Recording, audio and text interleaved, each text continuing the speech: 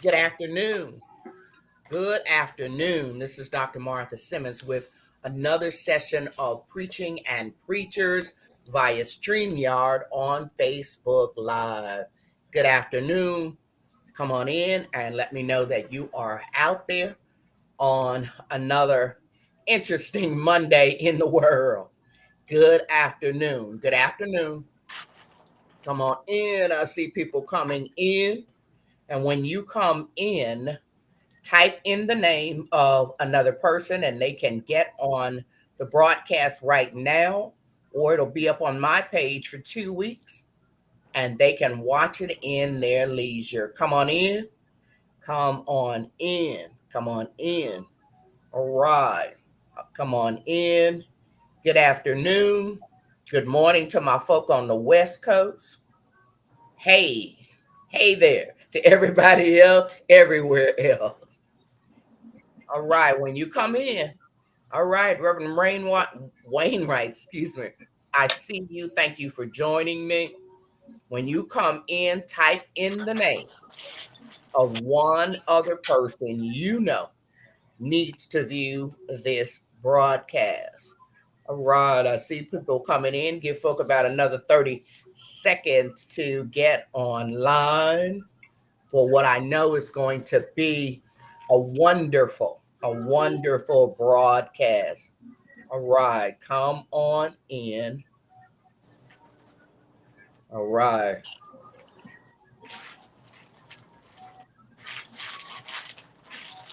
All right. All right. All right. Pastor Marble, I see you. It's good to have you with me. All right. All right. It's good to have you with me. All right. Thank you for typing in names of other people as folk are coming on in.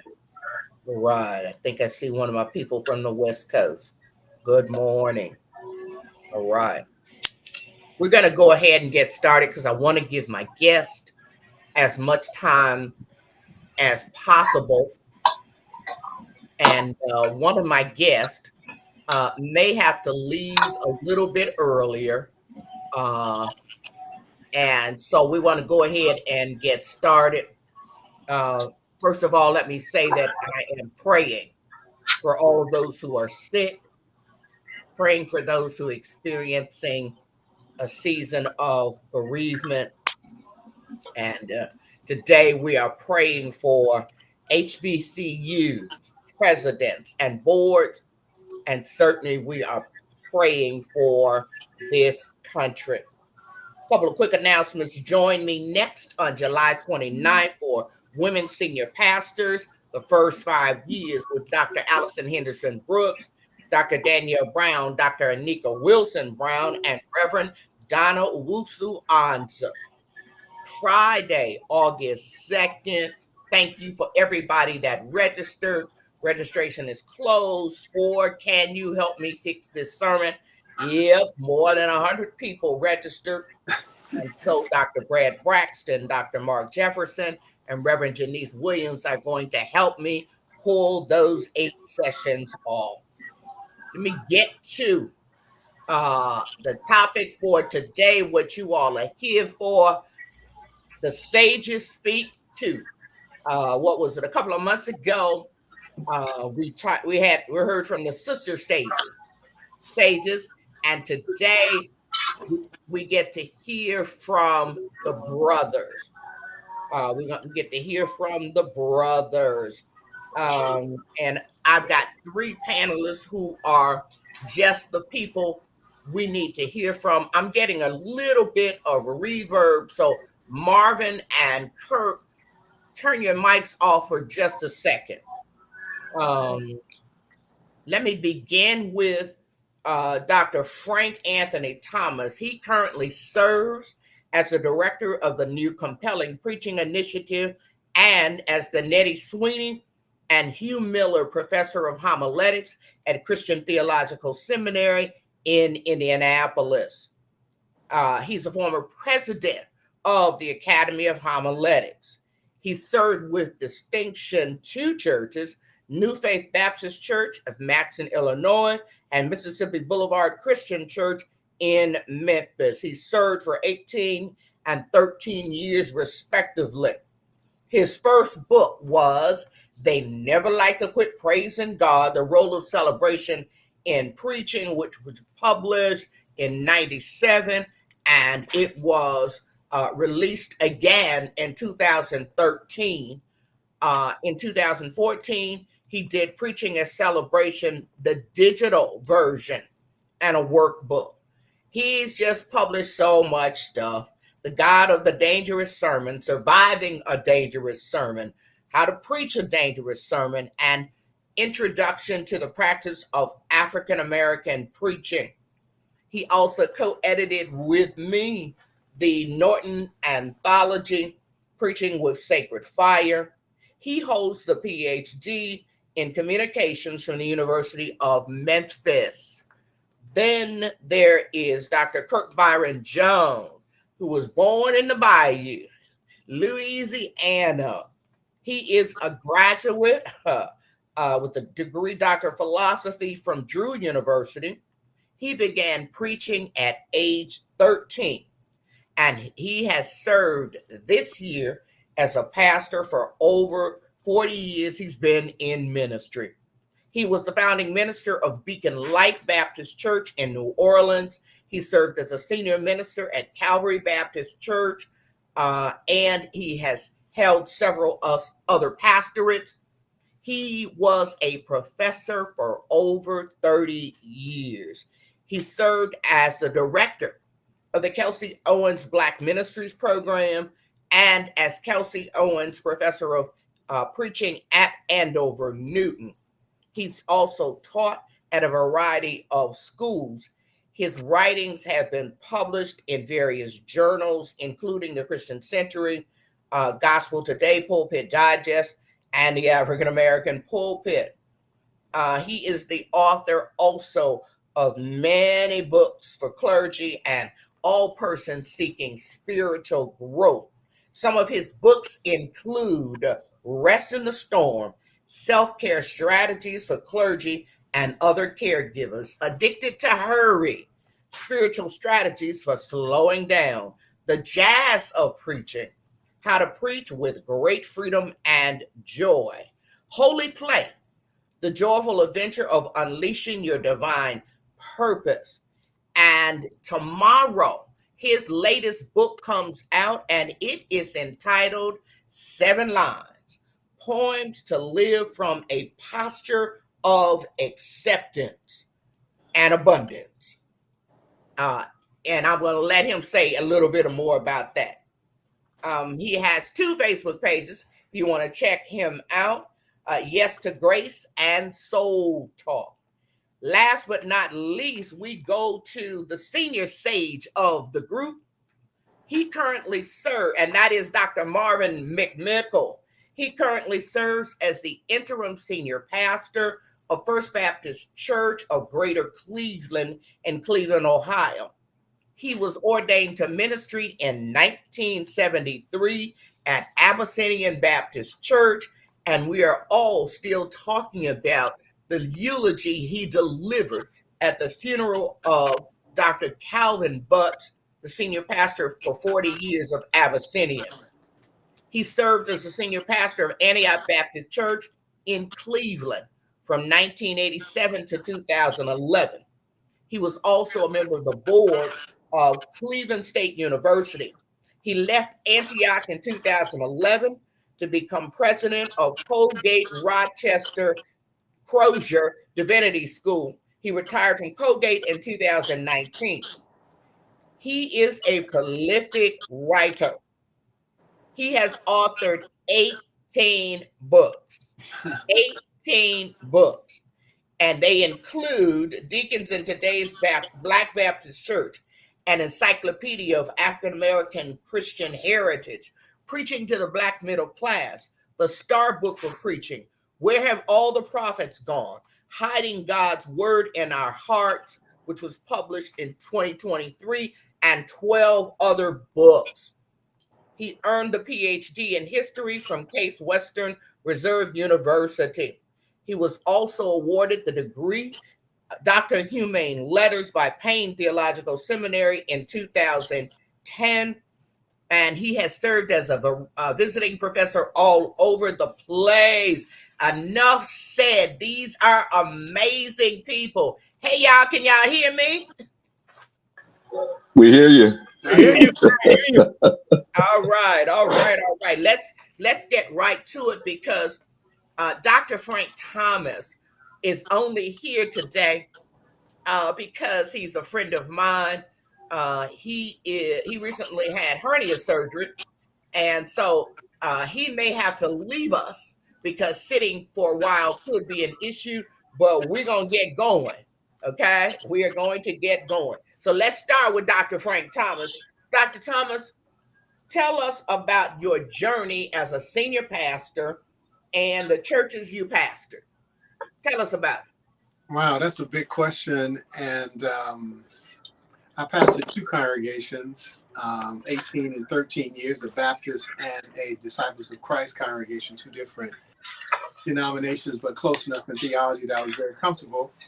And I learned a whole heck of a lot about life, about living, about the generosity of people to allow you to become their pastor. Yes. And sometimes we take it for granted, but even now I have, people who are connected to me who remind me of the role I played. And so one of the things that I want to emphasize is what pastor could be very difficult. I've learned the generosity of people who allow you to be their pastor is a great gift into my life. A great gift, yes. And so I don't want anybody to take that for granted because we'll be so busy looking at the folks that are fighting us or people who are not with us that we forget the generosity of the people who are with us. Yes. And who support you and who move with you. And if you have a need or a help, they'll provide it.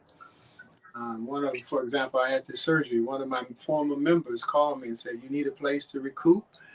We got a place in Phoenix. It's open. Take it as long as you want to stay there." That kind of generosity, and I was a pastor 25 years ago.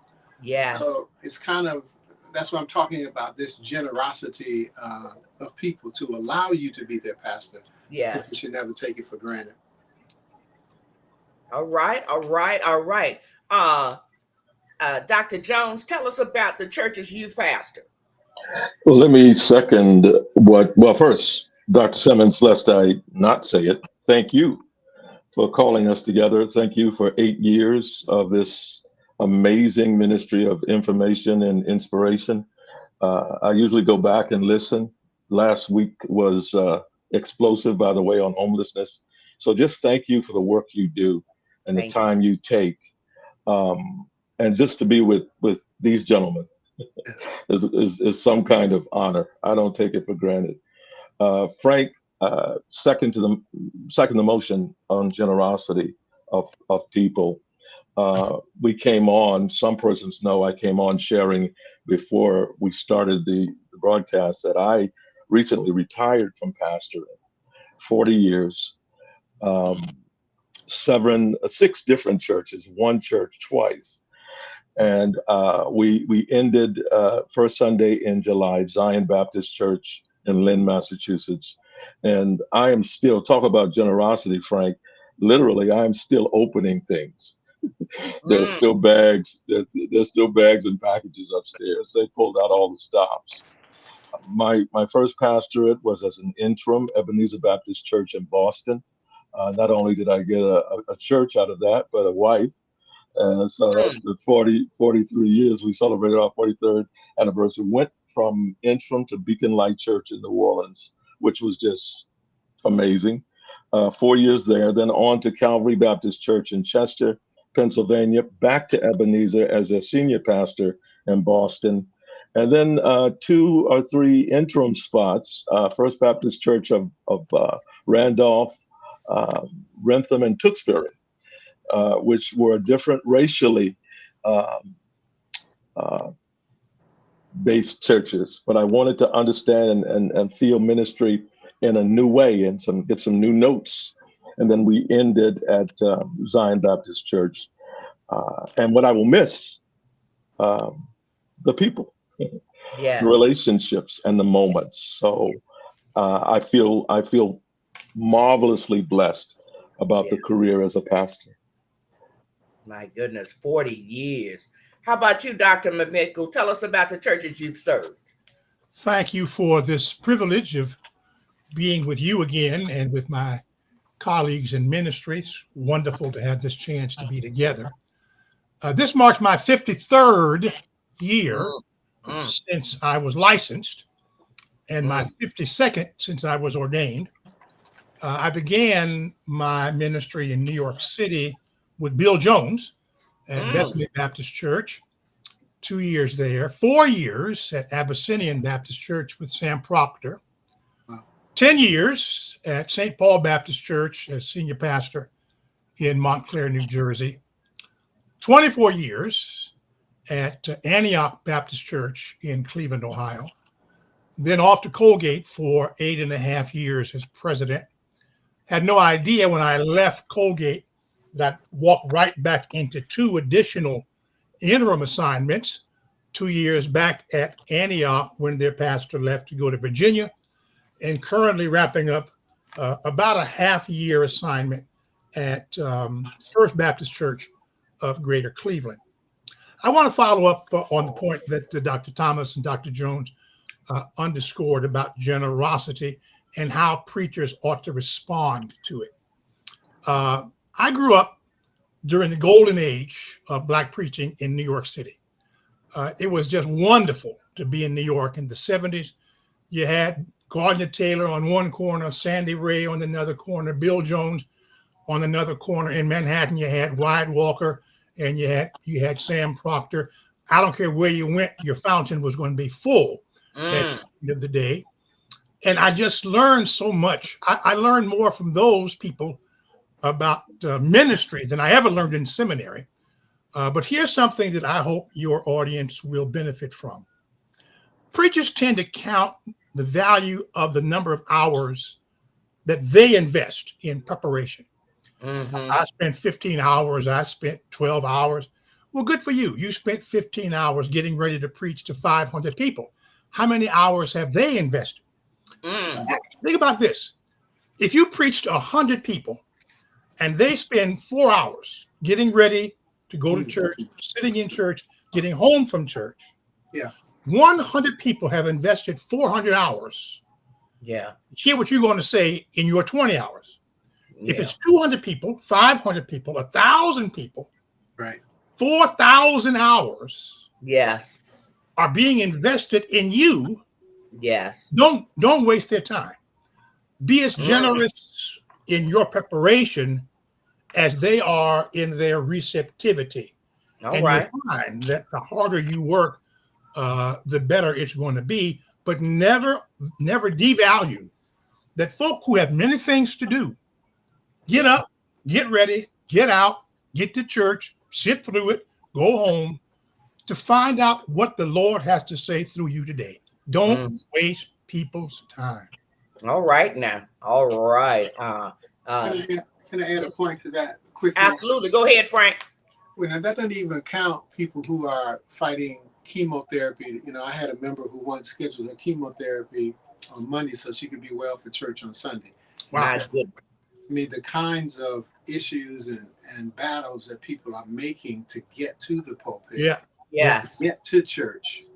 And so to diminish the moment with arguing with the deacons or, you know, I'm underscoring, you know, Dr. McMickle's point wholeheartedly, because it really, so one of the ways that I name this is that sermon prep is a form of love. Mm-hmm. And that if you love your people, you'll prepare, and you'll prepare with them in mind, because people have fought tremendous battles Yes. to get there. My goodness. My goodness. This is why they are the sages. This is Dr. Martha Simmons with another session of Preaching and Preachers. If you are listening to this broadcast, type in the name of another person. They can jump on right now, or they can watch it in their leisure. It will be up online for 2 weeks. So, Frank, you've done a lot of pastoring 2 mega churches. So and then you did the flip.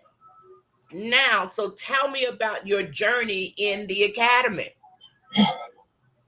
Well, I didn't know anything about the academy before, and I was an adjunct professor. But you know, when you do adjunct, you come in and go out. You don't really find out about the academy until you go full time in the academy. Mm-hmm. And one of the things that I found out is that the academy is, people, when I was leaving pastoring, going to the academy, they said, you leaving ministry. So one thing that I found out is academic work is a ministry, just like pastoring a congregation is a ministry. That's right. It's a different kind of ministry, but it is ministry indeed. And so I was able to, it took me a minute to catch up to the procedures, to learn what tenure was. I mean, I was a complete newbie coming in, but I was blessed by it. And I just want people to affirm both sides of ministry, people who are doing academic work, and there are some who are doing both pastoring and academic work, but even those just doing academic work, many of those persons are doing it with the heart in mind, with preachers in mind, with the congregation in mind. So I learned to value both the academy and the congregation. It's just different calls. But as a matter of fact, I'm a better pastor because I was in the academic, and I'm a better academic because I was in the pastorate. All right now. Amen. Amen. That makes so much sense. So Frank, you developed the first, and I hope not the only, African American preaching where one can get a PhD in it. Tell me, say something about that. Basically, let me go into it in what I share with many young preachers, particularly young budding scholars. So I say, please do not sit in the golden seats in Eurocentric education and not make a way for African American people to come through. All right now. So what I tried to do was leverage my position to make a contribution to the field of African American preaching. I believe it was my unique contribution to make, given I had pastored, plus I had the pastoring chops, I had the academic chops, so at the intersection, when I articulated the vision, I believe that God gave it to me, that it serves a need. So I'll summarize what it is. So what we say is, we both archive, preserve, write about the beauty, the depth, the genius, the power, the imagination of African American preaching in order to generate a preaching renaissance to revive American Christianity in the 21st century. I believe Black preaching can generate a preaching renaissance in this nation, even in this much needed time. We're raising up a generation of scholars. We graduated our first 4 who are archiving our tradition, who are, so much of our genius goes to the grave. Yes, Lord. Because nobody has archived it and nobody has written it down. So it was a great privilege to vision a program and find Christian Theological Seminary that gave me the freedom to vision it and then to see it happen. And I talked to Dr. Marvin McMickle about it, long and hard. I'm tremendously grateful for his support. So there are a whole lot of people supporting whose names I can't call, but we have now 24 PhD students in 3 cohorts. So we graduated 4. I hope to graduate 5 next year. All right. Can't control that. So let me stop there before I go on too long. Dr. McMickle, who and I want you to just don't worry about your screen and your buttons for a minute, okay? But Kirk, I think, getting some reverb from you, so turn your microphone off momentarily. And for those who are wondering about the size of Dr. Thomas's image, it's because of the way he had to position himself after surgery. Okay, yes. So we're doing that's all we can do. Right. So as long as you can hear him, that's the best we can do today. And I thank him so much for tolerating all of this. Thank you so much. Dr. McMickle, tell us about your journey in the academy. My journey began in 1983 before I did a PhD at Case Western, I had done a DMin at Princeton. And immediately upon graduation, the president at that time invited me to join the faculty at Princeton, but only under one condition. Leave your And church. that condition was that I leave Mm-hmm. St. Paul Baptist Church in order Right. to become an assistant professor. Yeah. I told the president that from my point of view, that made absolutely no sense. None. Black preaching is not purely an academic form. It is also a practice art. Mm-hmm. Why would you give up the practice of the My art goodness. in order to teach it in an academic format only? Yeah. They did not agree. I guess Princeton thought they didn't have to share their faculty with local churches. That was beneath them. So I spent 2.5 years as an assistant, as an adjunct, going back and forth until I went to Cleveland. Then I spent 15 years as a professor with tenure at Ashland Theological Seminary and retired as professor emeritus. Of course, I did leave Antioch in 2011. I was not going to try to be a president of a divinity school in New York State and the pastor of a church in Cleveland. That was a recipe for a heart attack. Yeah. So I did retire from Antioch and committed myself whole hog to the work of theological education, and particularly at the level of fundraising, administration, recruiting, faculty development. And here's one last for those who pastor old buildings. How to move a seminary from having its main mission, the preservation of its facility, My goodness. 1927 building, to selling that campus, freeing the budget up from all of the costs of maintenance and renovation, and investing in students and not in real estate. My That was goodness. our biggest challenge. In my latter years, we did sell the campus. We did generate profit. We have been able to focus more on academics. Thank God Angela Simmons is now the president, and she's doing a marvelous job with that in the new location, has created some really exciting ways to help students fund their theological education. Mm-hmm. So that's been my journey. I've enjoyed every bit of it. And of course, along the way, I've tried to maintain my life as a writer. So I'm 19 books in, and I can't count the articles or the essays or the op-eds or the Facebook posts. Right. I think that writing is as much a part of ministry as is teaching or preaching.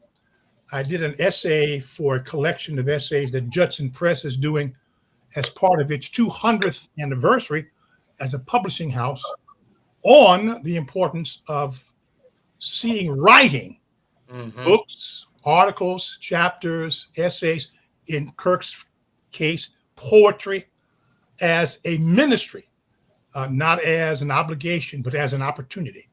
So Yes. I want to urge younger pastors and preachers who are committed to the oral tradition, Yes. which is in our tradition powerful, to recognize, as Frank Thomas said a moment ago, so much of what we could know is lost Yes. because nobody has captured it in writing. Sandy Ray had one book out. One. Sandy Ray, Journey Yes. Through the Jungle, Yes. collection of sermons. Well, how much more could be Yes. imparted if somebody had just sat down, like, by the way, Edward Taylor did, and sat down with Gardner Taylor Yeah. and carved out those 6 volumes. So whoever's listening, as you think about how to expand your ministry, please think about writing as an opportunity. Please, please, please, please. I'm not sure if we'll get Dr. Thomas back. He may come back, he may not. As I said, he was struggling just to do the interview. So I want you all to understand, he can still hear me, but I am not sure if he is able to continue to sit and do the interview due to some recent surgery. Dr. Kirk Byron Jones, tell me about your journey in the academy. And I just want everybody to be clear that the African American pulpit that you all know me as having been a steward of, I partnered with this man. He was there first to get that done. So tell us about your journey in the academy. And Dr. Marvin McMickle, I'm going to ask that you would turn off your mic momentarily so we don't get the reverb. Go ahead, Dr. Jones. Thank you, Martha. I remember those days. And thank you for your shepherding and stewardship with the African American pulpit. And let's keep Frank in our prayers. It was wonderful of him just to come on. Right. My thinking, lest I forget to say it, thinking is spiritual. Writing is spiritual. Yes. I have to thank for my journey in the academy. A professor of mine at Andover Newton Theological School. I ended up teaching primarily at Andover Newton, where I graduated from with my Master of Divinity. And Gabe Thacker was a theologian who was also one of the few persons on the faculty, Marvin, who had actually pastored. Mm-hmm. Gabe Thacker, I had done well in his classes. The last year of my seminary matriculation, I had been called to Ebenezer as their interim. And I was also dating. Okay, so I was doing a lot in this last class that I was taking with him, trying to be this interim pastor, trying to court the person who would be my wife. Long story short, I blew it in his class. And he gave me, I earned on one of my final papers that I kept, and you'll understand why I kept the paper in a moment, C-, B- over C+. B- over C+. Mm-hmm. It wasn't the grade, but it was what he wrote that stayed with me. And I shared this paper with him in a faculty meeting many years later when I became one of his colleagues on the faculty at Andover Newton. He wrote, Kirk, you are capable of better work, A quality work, as a matter of fact. Don't let your pastoral duties run roughshod over your scholarship. Don't let your pastoral duties run roughshod over your scholarship. The church desperately needs them both.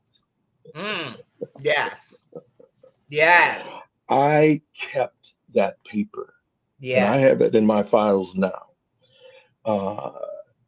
And so ever since, and that's been now 30 plus years ago, I have tried to be a pastor scholar.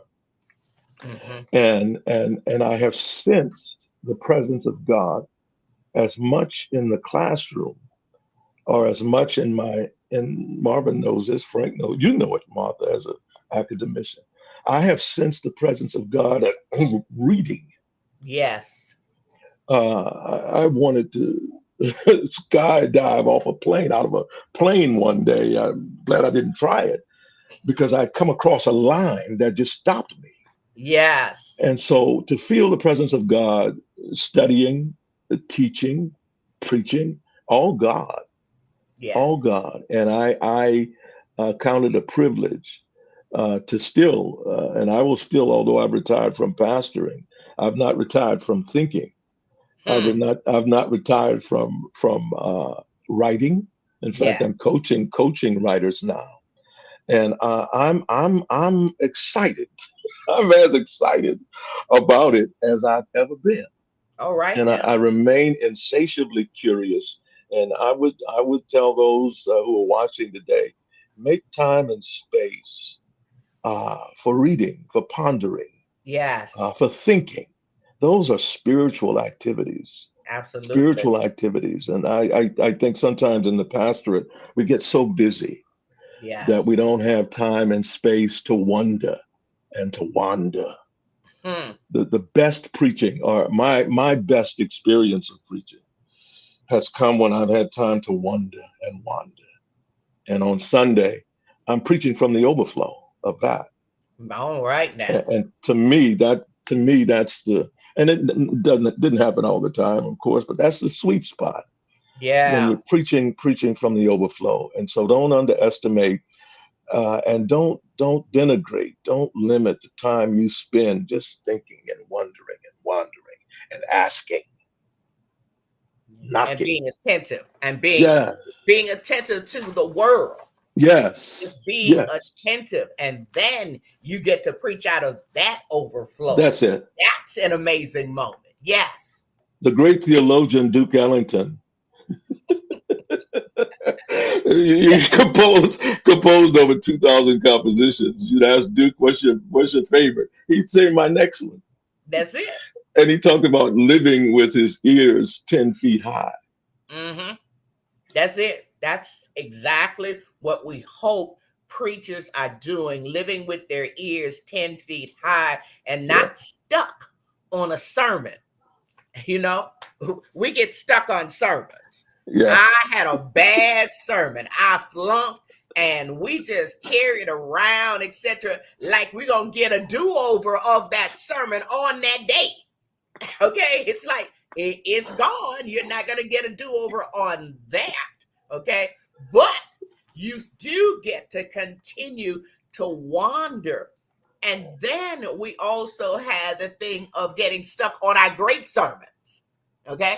We can't move past that. And instead of being like Duke Ellington and saying, my next one, because I get to wonder and then wander around in the world among people. So the best one has got to be my next one, because God is speaking in all of it. God is speaking in all of that.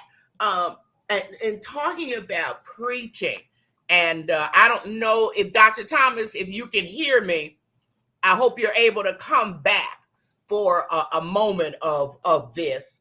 Dr. McMickle, I'm hearing that, and you've seen the same post and things that I have, that Black preaching, and this has been being said for the last about 20, 25 years, that now it's less substantive. And I want to know, has that been your experience of what you've seen and heard over the last 25 years? Tell me what you've been observing. Is the preaching thinner or something else? Yes, and let me come at that in two different ways. In 2001, I think it was, Cleo LaRue released his book, The Heart of Black Preaching. Mm-hmm. And he talked about the 5 domains of experience. Right. And his argument was that if you want to be a great preacher in the Black tradition, then you have to find a way to navigate through all 5 of these. Mm-hmm. First one is personal spiritual formation. Yes. The second one is caring for the soul, meaning helping folks through times of crisis, Mm-hmm. death, sickness, the deployment of a loved one overseas, whatever the case might be. Mm-hmm.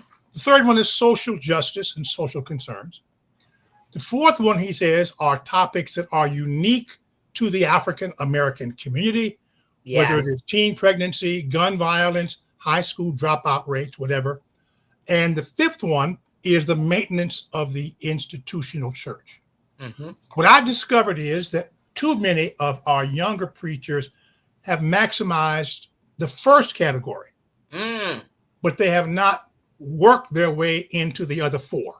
Whoa. And to the extent that they want to have really effective preaching ministries, Mm-hmm. and I'm giving all this credit to Cleo, they got to keep moving into helping folks navigate the hard times in life. Yes. Dealing with the social, political issues of the day, Mm-hmm. being honest about what's happening within the African American community, Mm-hmm. and not try to explain it away, just face up to the fact that we've got some challenges. And then how do you run a church? How do you fundraise? How do you recruit volunteers? How do you program so that folks want to come to your church? Yeah. So, yeah, it's thin, not because the content is thin, it's because the vision is thin. Oh my goodness. They don't preach on a wide enough canvas. Mm-hmm. And that's one thing. Now, in one of my books, in fact, I try to work it into almost all of them, Robert McCracken, who succeeded Harry Emerson Fosdick at Riverside, Mm-hmm. in his book, The Making of a Sermon, talked about 4 sermon outcomes. Yes. And the first one he called Kindle the Mind, Mm-hmm. which is just make people think. Yeah. The second was called Energize the Will, motivate people to act. The third one was Disturb the Conscience, convince people of their sins and persuade them to repent. And the fourth one was to stir the heart. Someone asked for the name of the McCracken book. The Making of the Sermon. Mm-hmm. The Making of the Sermon. 1956, hard to find, but there it is. Now, here's the problem for preaching today. They've all settled in on category 4. Well, Lord. Stir the heart. So everybody's preaching toward the conclusion. Yeah. And everybody's preaching for the shout. They're preaching for the hallelujah. Yeah. And they're not making anybody think, Mm-hmm. or they're not energizing folk to act, Yeah. or not persuading folks to repent. Yeah. So I would say again, if you want to have a comprehensive preaching ministry, visit all 4 categories. Mm-hmm. Kindle the mind, energize the will, disturb the conscience, stir the heart. But don't overdo the fourth one and sacrifice on the first 3. Okay. Dr. Jones, what has been what you've seen? Is it is preaching getting thinner? Is something else going on? What are you seeing over the last 20, 25 years? A lot of which you were teaching at Andover Newton. Well, this is fascinating. This is a fascinating discussion. I know we just have an hour. Let me give, because I know a lot of young, as we all do, young preachers. Let me give an amen first to the positive and Okay. the deliberate intention to be relevant, I think, is there for many of them. And the teaching emphasis, I think, is there for many, not all, but for many. So let me applaud what I do see is positive. I would that, and this might be a personal bias, I have always agreed with Madeline L'Engle, who has said nothing is so secular that it can't be sacred. All right. There is nothing so secular that it can't be sacred. In my own preaching, and I started, as you said, at 13, so it's been over 50 years of trying to preach. Mm-hmm. And I have said to persons, and it is not false humility, I feel post 50 years, I'm on the outskirts of the essence of it. I mean that with all my heart. I'm on the outskirts of the essence after 50 years. What's kept me preaching has been, going back to L'Engle's point, resources outside of the realm of theology. Yes, absolutely. The church and spirituality has never had a monopoly on the things of God, the dynamism of God that's ever new and ever creative. So what's kept me going, in addition to the biblical reading and the theological reading, or the poets and the jazz artists. And you'd say, you said, be prepared to offer some books. Look, I dare someone to read about Jimmy Scott, and the book is Faith in Time. Yeah. Faith in Time. All right. And Jimmy Scott, called Little Jimmy Scott, the singers like Nancy Wilson, Marvin Gaye, they all knew of it. Amazing voice. I dare you to listen to Jimmy Scott sing Just As I Am. And one of the quotes, I'm not going to read it here, is he always sang behind the beat. He took his time when he sang. That was one of the distinctive features of his singing, that he was behind the beat. And one of the things he says in this book is that if you have faith in time, you don't have to worry about time. Whoa. And so as growing up as a boy preacher, one of the expressions was take your time. Take your time. Jimmy Scott puts it in, it goes deeper with it. Take your time, be patient, notice, savor. And Jimmy Scott, the way he savors his singing, has taught me a lot about that. Here's another book, and her name is Nnedi Okorafor. She's a novelist, a Nigerian American novelist. I dare you to read broken places, outer spaces. Broken places, outer spaces. Nettie Okorafor is talking about the power of words. Yeah. Words are powerful, she says, especially when chosen well and hurled with precision. All right now. Words All are right now. powerful. Hurl a word. Well, yeah, Hurl a word. when chosen well and Yes. hurled with precision. Yes. And I keep that quote on my desk. Yes. And so the poets and the novelists, I would encourage readers, if you don't want to read, listen to the audiobooks. But find a way to not just focus on the quote spiritual and the theological. Again, they will never have had a monopoly on the things of God. So That's right. broaden your reading, and you'll be as I was surprised without the jazz artists Marvin and Martha, without the jazz artists, without the poets. Yeah. I don't know if I would have made it. My goodness. And I think I don't know if I would have made it. We've definitely got to expand. I know too many preachers. First of all, they don't even know that a commentary is just your conversation partner. Okay, Right. That's all it is. Is your conversation partner, and then it's the only conversation partner that too many people use. Yeah. It's the only conversation partner. I was watching a show one day called Clifford the Big Red Dog. Okay, kids cartoon. Clifford the Big Red Dog, right? Yeah. And the whole show was on losing something and then searching for it and finding it because it's important, right? And there was no way that, although the text was about the woman sweeping her house to find that lost coin and a lost sheep and etc., nothing did what Clifford the Big Red Dog did for me, okay, in terms of a conversation partner for that particular text. So we've got to broaden what we read, what we listen to, and just how often we wander around. We don't go anywhere.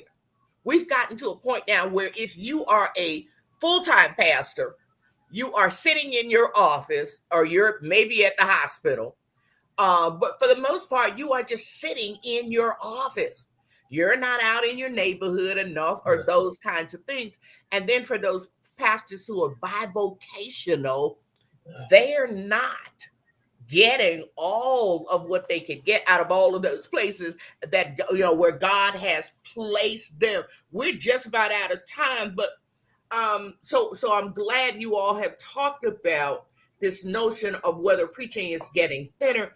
And Dr. McMickle, you're talking about the vision being the thing that is thin. So with that said, and we know these are difficult times and both of you are still so ensconced in the Black church. Tell me your concerns.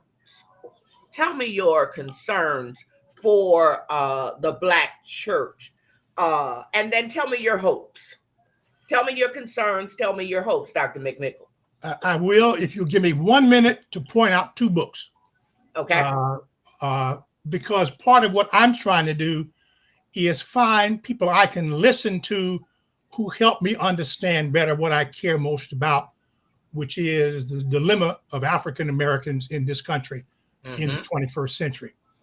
That being the case, I want to recommend a collection of essays from the New Yorker, edited by Jelani Cobb from Columbia University, called The Matter of Black Lives. It's a collection of essays going back to the 1960s, as far back as even James Baldwin, on what it's like to be Black in this country.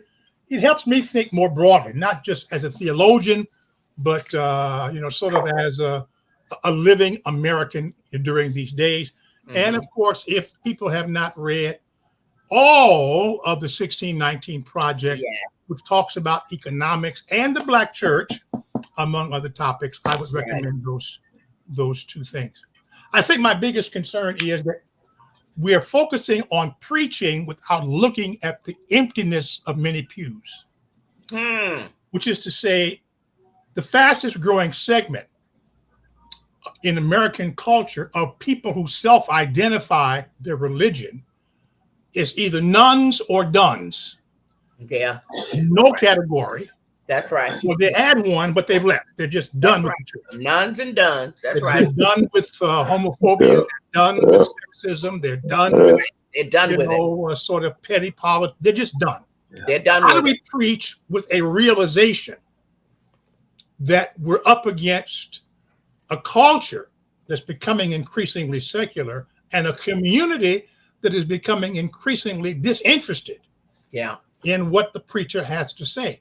So if we're talking about personal salvation and women ought not be in ministry and LGBTQ folks are bound, if that's it, if that's our message in the 21st century, then we deserve every empty seat that we have. If we can find a way to speak to where people are without compromising whatever your own value system is, but at least engage on these topics, you might have a better chance of being relevant in the 21st century.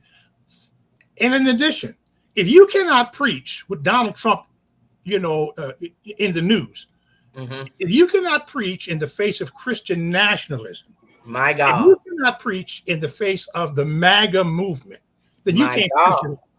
You can't preach. This is a season for preaching, but not for petty preaching. This is a time to cry aloud and spare not. And I just call folks to preach into this moment. Listen tonight to the Republican National Convention and find out what you ought to be preaching against. My goodness. It'll be some week. The devil will be busy this week. We got to be ready to say no to most of what we're getting ready to hear. Yeah. And I turned around, which I usually don't do on my broadcast, to find Choosing Our Religion. Choosing Our Religion by Elizabeth Drescher. This is the Nuns and Duns book. All right. She's the one who coined all of that. Yeah. It's the Nuns and Duns, and then she did the research on the people, those who are none of the above, those who are done. Yeah. So much of the stuff that we call church and religion and why, and we can ignore it if we want to. That's it. That's it. We can keep ignoring it. We can keep saying folk gonna come back. We can keep saying folk don't love Jesus if they don't. So we can keep doing that if we want to, okay?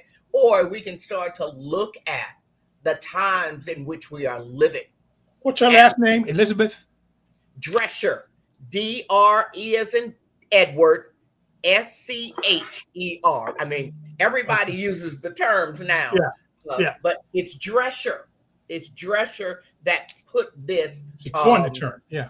Who coined it and did a marvelous piece of work. And if you look on the cover, there's a cross, there's a symbol for Hinduism, Buddhism, for being Jewish. Those, and she's saying for all of those, for all of the faiths, right? The Abrahamic faith, for all of them, that the numbers of nuns and duns have exploded. And she talks about some of the reasons why. So I just wanted people to be aware of that book. So Dr. McMickle, you told us, so what's your hope? What's your hope for the church? You told my hope is Jesus. I don't believe the Lord's ever going to leave us. There's always been a remnant. And I'm trusting that God will preserve a remnant even now. And that the Lord will preserve unto the Lord's self, however few or many there are that are going to remain faithful or grow into this moment. I'm not despairing like Elijah that only I am left. There are yet 7,000 who have not bent the knee to Baal. And I hope they'll come forward with more vigor. I'm hopeful about these female preachers, Danielle Brown and Gina Stewart, and you and many others. I think the future of the preaching tradition may in fact be gravitating toward these largely unheard voices over the last 40 years. But these sisters they're coming on, and however much the men may resent it, I think God has carved out this moment, and I just celebrate that as a future for our church. Mm. So, Dr. Jones, just you and Scones, tell me your concerns. What are you concerned about these days, and what are your hopes? Oh my goodness. Well, the concern would be, briefly, because I want to spend more time on the hope. Sometimes we have been our forms of expression in the Black church have been so astounding. Mm-hmm. Black preaching is, there are no words for Right. it's the epitome of great oratory. We use Black music, Black gospel music, to sell things. I mean, there are businesses that will use choirs to help sell, and so the vitality, the energy, the vibrancy of the Black choir. So our forms bring us as Black people. We're proud of them, Yeah. as we ought to be. We honor them, we cherish them, and they've become cultural icons. Yes. But there's something bigger than the forms. Sometimes Right.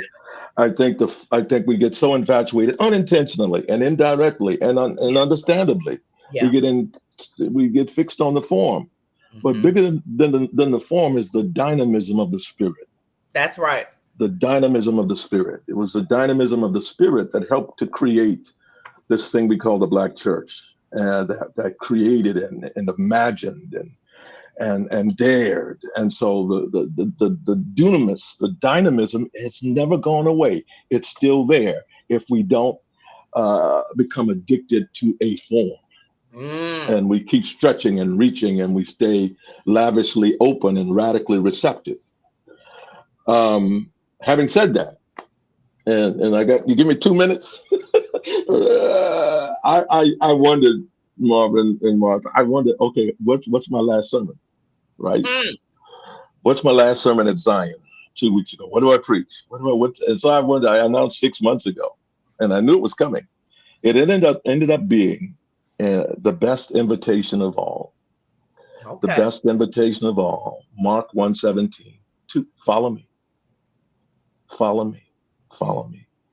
And I talked about that invitation being from Jesus, Marvin. I agree with you, my friend. Being an invitation to explore, an invitation to discover, and an invitation to change. Yes. Along the way, I said that, or was led to say that comfortable is not a synonym for sacred. My God. Familiar is not a synonym for faith. Tradition is not a synonym, with all due respect. Tradition is not a synonym for divine. No, it's not. These are wonderful things, but they're not synonyms for sacred, faith, and divine. Speaking of poetry, I ended up somewhere along the line saying the moment comfortable, familiar, and tradition, the moment comfortable, familiar, and tradition loses its hold on us is the moment heaven explodes with joy.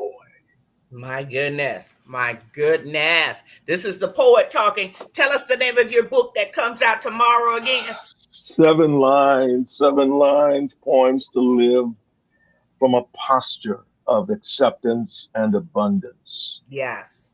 And if we can live from that posture and continue to be filled by the ever fresh spirit of Christ, we're going to be more than all right.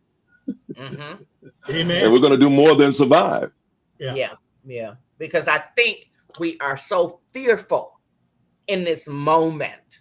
And the moment is critically important. There's no doubt about it. The moment is difficult. It is a difficult, thick, historical moment. And there is an understanding of a crisis. There's an understanding of that. But I'm hoping that preachers, while understanding the difficulty of the moment, will also understand the dynamism of the spirit and their work. I saw on Saturday after the event happened with the former president, folk quickly posting, be careful what you say on Facebook, you could lose your job. And while that's true, okay, I thought, isn't that interesting that that would be the first inclination in the moment of crises? You could lose your job during the moment. That was the inclination. And I think it ties right back to what Marvin said about it gets thin because of the vision not being there. Okay. If the vision is not there, your inclination is just to save your job. Yeah. Okay. Yeah. And get to preach one more time and make sure you get one more opportunity. Heard someone say there's some things they'll never talk about because they were not going to cut off their bag. Okay. They were not going to cut off their preaching opportunities. And I'm afraid that for those who get the opportunities, that's just where we're standing in this moment of crisis instead of flowing with. The older you get, and both of you all know this, the older you get, the more you want to go with the flow of the Spirit. Just want to go, Lord, just, everywhere you go, everything you do, you just want to go with that flow. Not with worry, not with this or that. I'm just trying to get in the flow. We are out of time. And oh my God, we could go on a minute. And I want to thank Dr. Frank Thomas for attempting to be with us, just making the attempt. He told me when he called me today, I'm in pain. This could cause me some pain later. So I thank him for the time that he did give us to make this broadcast richer. And I'm telling him now in public, as soon as he's well, he has to come back and spend some time talking to us about preaching and pastoring. So just know that that's coming, Frank. Thank you to everyone who tuned in. Thank you for donating through my Cash App as an independent scholar. You all helped me keep this broadcast going for 8 years, and I appreciate that. And last but not least, as I always say, share the video. This will be up on my page for 2 weeks. Share the video. It won't cost you anything. And this is going to help someone. Again, thank you to our wonderful sages. Thank you for 40 and 50 years of work in the vineyard. We're thankful. We're so much the better because you all came along. And let me say personally how much your writing and your friendships have blessed my life over the years. So God bless you as you both go forward. God bless you. Have a great week, everybody. We'll see you next on the 29th. And instead of despairing, there's a lot to despair about. Let's do some leaning on the dynamism of the Spirit and then what the Spirit leads you to do because of that. God bless